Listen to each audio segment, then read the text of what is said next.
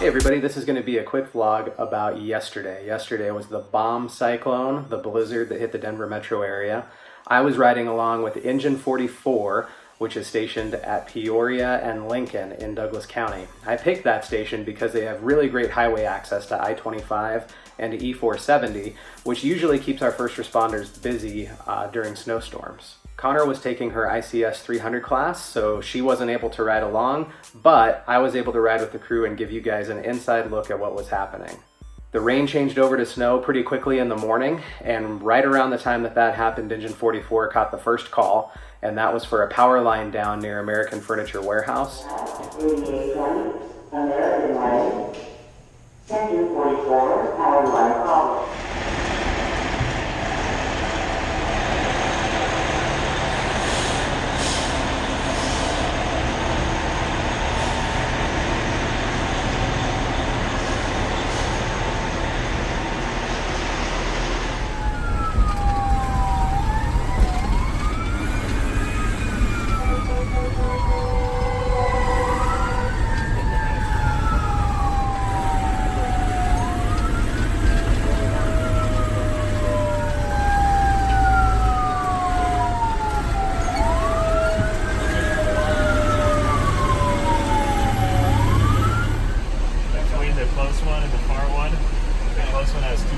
Dangling down from it. But look, there's nothing in the parking lot, right? No. Okay. So everything's safe around here, right? Yeah. Okay. So I was going to do a vlog as I was riding along with them and give you an idea of what the conditions were like, and I tried it for the first time on this call, and you'll see why I didn't continue, because it's just so loud from the wind you wouldn't have been able to hear me. So I'm riding with Engine 44, just got our first call of the blizzard for power lines down here near American Furniture Warehouse. It says that their power is out.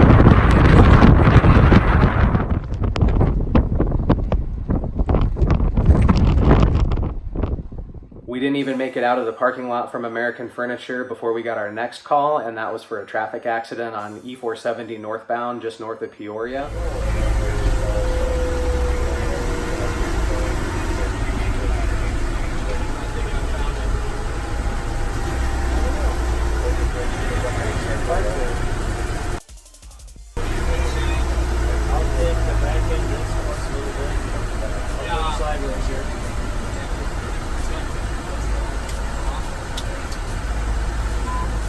There was a semi and an SUV that got into an accident.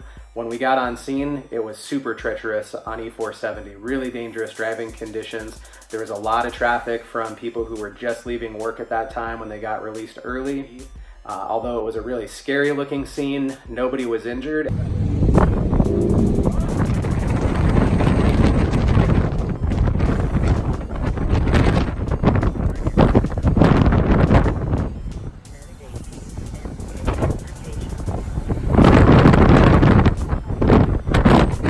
As soon as we cleared the call on E-470, we knew that we had to put tire chains on the engine because conditions were getting so bad.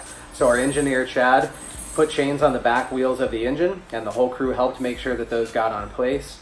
And in the meantime, Medic 44 actually caught an accident call as well, so they left to go handle that emergency while we were getting chained up.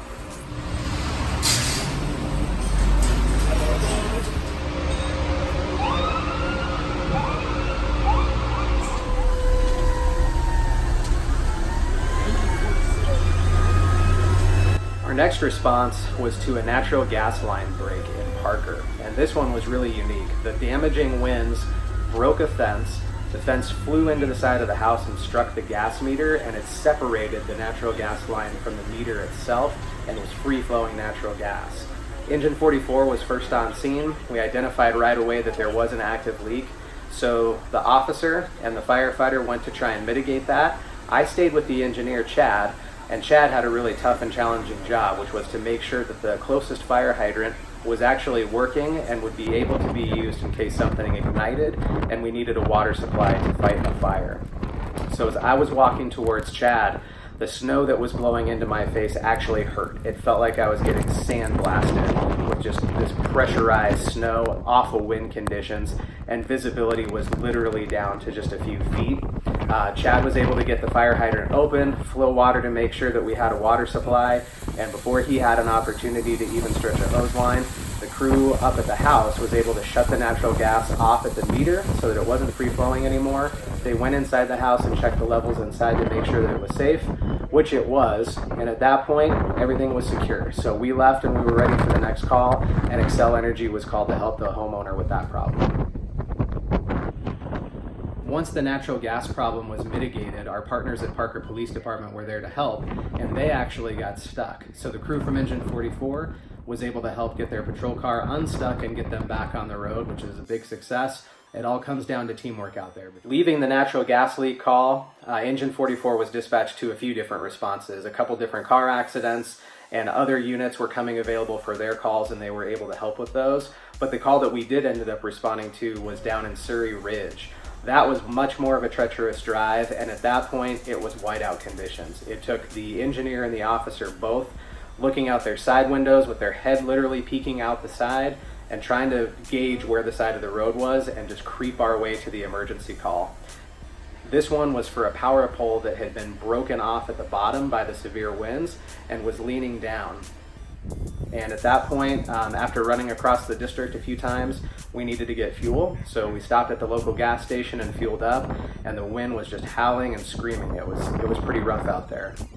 As a public information officer, I have the really unique opportunity to embed with our crews when they're doing truly amazing things out in the field. And in this case, I was able to upload video in real time to Twitter to show our community members and our news media partners just how serious things were outside and what our firefighters were faced with. That actually drew a little bit more media interest, so we had a crew from Channel 4 and from Channel 9 News that came down to Station 44 to visit with us, interview the crew, and Channel 4 stuck around a little longer and were able to follow us to a couple of emergencies to see what was happening. By that time, the weather had actually started to calm down a little bit. The roads were much more passable, not just because of the weather, but because people had an opportunity to get home and get safe, be off the roadways, which allowed us to have a much faster response time to those emergencies. The first call that we responded to, once the weather had calmed down a little bit, was to a local hotel for a fire alarm activation.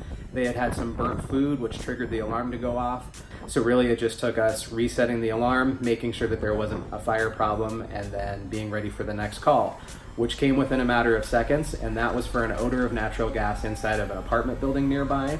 When the crews arrived on scene, those residents had already evacuated, which is what our dispatchers will always tell someone to do when they smell natural gas inside. The crew went inside, checked it with their meters, and were not able to find any kind of a problem. It seems like it was just related to turning on a gas fireplace and smelling a little bit of the mercaptan, the odor that's associated with natural gas, but thankfully there wasn't actually a problem there. Aside from responding to emergency calls, the crew was also able to help stranded motorists.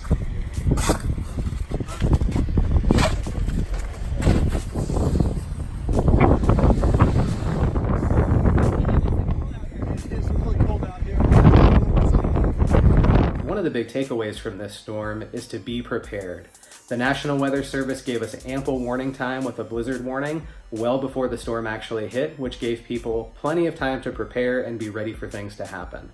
What's also a good recommendation is to have a preparedness kit in your vehicle and one in your house, so that if the worst happens and you find yourself stuck on the road or stuck at home, you have provisions to be able to make it through for a while until help can either get to you or conditions improve. The American Red Cross and FEMA have great resources available and suggestions on what you should have in your kit, and I'll post those links to our accounts so that you can see those and hopefully build one for yourself so that your family is better prepared. Successfully responding to blizzard emergencies is really a team effort, and that's fire rescue, EMS, law enforcement, public works to clear the roads, and certainly utility companies to keep the power and natural gas on. All of these people don't get a snow day. We are just here for the public to respond to emergencies and do whatever we can do to keep you safe.